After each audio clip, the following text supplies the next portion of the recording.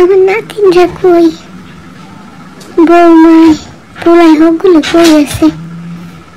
ঘরটা একেবারে খা খা করতেছে। ও আসসালামু আলাইকুম, সালাম দিই নাই।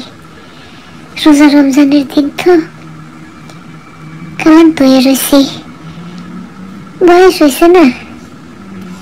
না, আমি কইতাছি ইফতার করছি তো এখন আমার একটু ভোগ লাগছে। বৌমারও দেখতাছি না, নাতি নাতকুরকে দেখতাছি না, পোলাই আমার কই গেছে হাঞ্জা হাঞ্জা কালে করে খুঁজতাছি। আর এই ফাঁকে তোমাগুলোকে একটু কথা কইতাছি। তোমরা সকলে রোজা রাখতেছো তো? রোজা রাখো, নামাজ হইল, আল্লাহরে বেশি বেশি স্মরণ করো।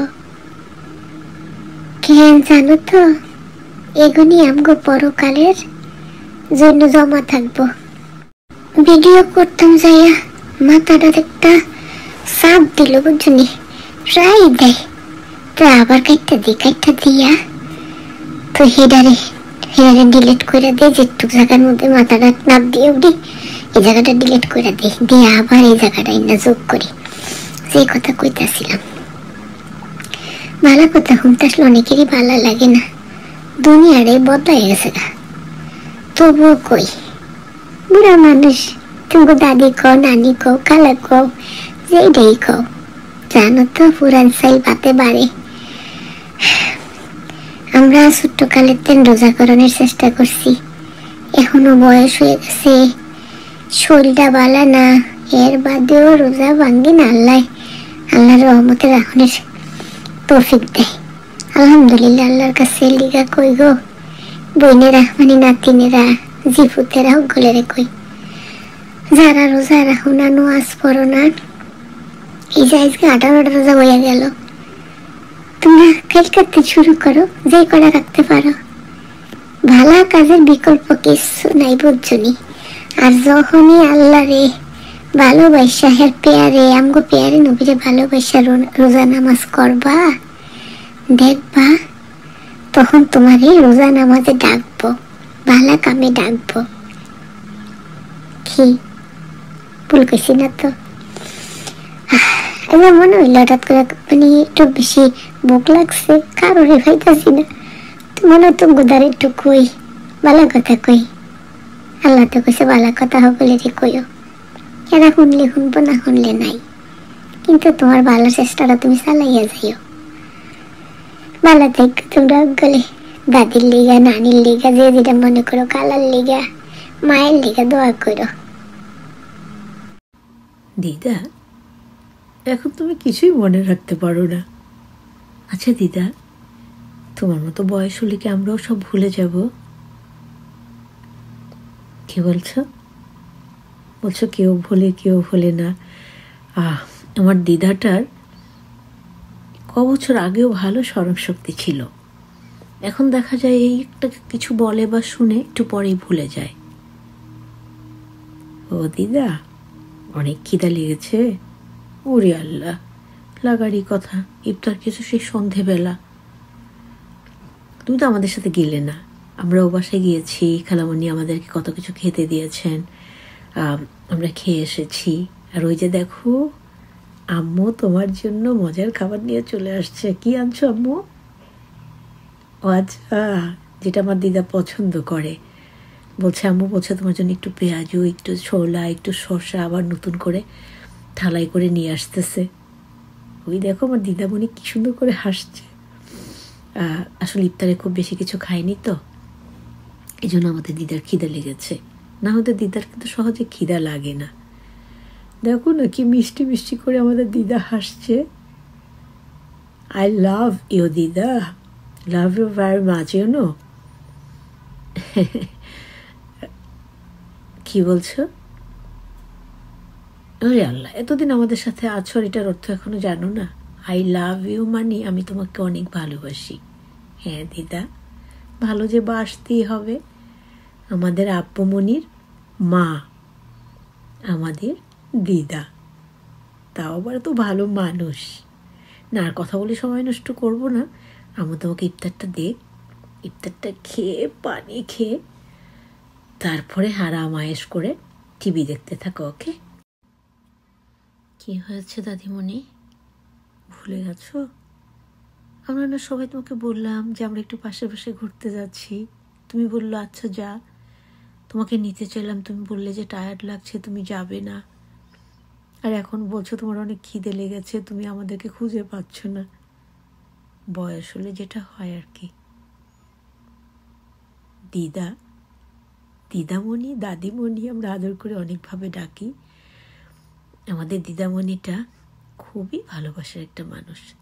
তুমি চিন্তা করো না, আম্মু এসে আগে তোমার জন্য খাবারে জোগাড় করতে চলে গেছে, বুঝেছ? আর তুমি যে চমৎকার কথাগুলো শেয়ার করেছো,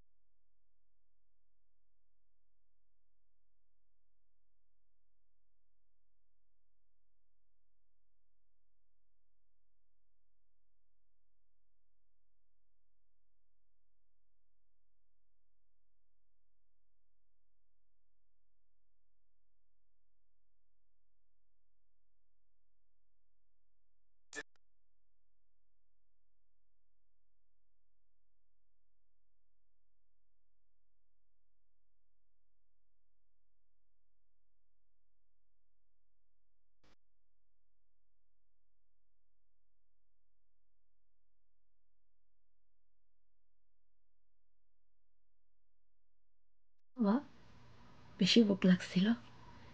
এই নেন আপনার জন্য ছোলা, পেঁয়াজু, শশা একটা লই আইছি, খান। খাইয়া শরীরটা মনটা ঠান্ডা করেন। ইফতারে তো তেমন কিছু খায় নাই আমার আম্মায়। আমরা একটা বাসায় একটু ঘুরতে গেছিলাম, কিনার দিয়ে একটা বাসাতে। আমার সাহায্যি বয়স হয়েছে তো, কয় কি আমার গাও শক্তি নেই, তোরা যা। এখন কয় আমার না কয়ে তোরা কই গেছস, আপনারাই চিন্তা করেন। কইয়া কিন্তু গেছি, আম্মায় বুঝলে গেছে, বয়স হয়েছে তো। আম্মায়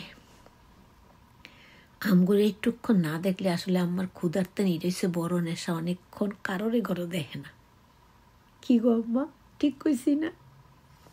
আম্মায় কয় হ ঠিক কইছস, তোকে না দেখলে আমার ভালো লাগে না। আচ্ছা আম্মা খাইয়ালো, আমি পানি লই আইতাছি। আমিও হাঁপাই গেছি। প্রিয় ভাই ও বোনেরা, তোমরা ভিডিওটা দেখো, তোমার দ্বারা ভালো লাগবো আশা করতে আসি। আর সবাই রোজা নামাজ করার চেষ্টা করো। এগুন ছাড়া পরকালে আমগুলোকে কিচ্ছু যাইতো না। সঠিক ইমান, সত্য কথা, গরিব দুঃখীরে ভালোবাসা, অসহায়গ ভালোবাসা, আল্লাহর ইবাদত করা, নবীর সুন্নত পালন করা। আমি বেশি শিক্ষিত না, এই জন্য বেশি ভালো করে কইতামও পারি না, তো মাননের চেষ্টা করি, যদি আমি আল্লাহ কবুল করে। আসসালামু আলাইকুম। সকলে ভালো থেকো। আর ভিডিওটা কেমন লাগলো জানাইও, বুঝছনি।